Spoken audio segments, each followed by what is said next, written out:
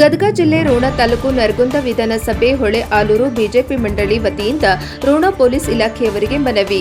ಕಾಂಗ್ರೆಸ್ ರಾಷ್ಟ್ರೀಯ ಅಧ್ಯಕ್ಷ ಶ್ರೀ ಮಲ್ಲಿಕಾರ್ಜುನ ಖರ್ಗೆ ವಿರುದ್ಧ ಬಿಜೆಪಿ ಯುವ ಮೋರ್ಚಾ ದೂರು.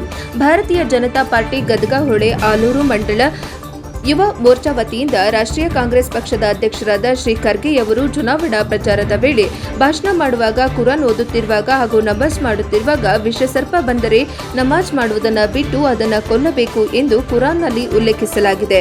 ಅದರಂತೆ ಈಗ ನೀವು ನಮಾಜ್ ಮಾಡುವಾಗ ಬಿಜೆಪಿ ಹಾಗೂ ಆರ್ಎಸ್ಎಸ್ ಕಾರ್ಯಕರ್ತರು ವಿಷಸರ್ಪಗಳಿದ್ದಂತೆ ಅವರನ್ನ ಕೊಲ್ಲದಿದ್ದರೆ ನೀವು ಬದುಕುವುದಿಲ್ಲ ಎಂದು ಕಾಂಗ್ರೆಸ್ ಅಧ್ಯಕ್ಷ ಮಲ್ಲಿಕಾರ್ಜುನ ಖರ್ಗೆ ಅವರು ಬಹಿರಂಗ ಸಭೆಯಲ್ಲಿ ಮಾತನಾಡಿದ್ದನ್ನು ಖಂಡಿಸಿ ಬಿಜೆಪಿ ಯುವ ಮೋರ್ಚಾ ಪೊಲೀಸ್ ಠಾಣೆಗೆ ದೂರು ನೀಡಿದೆ.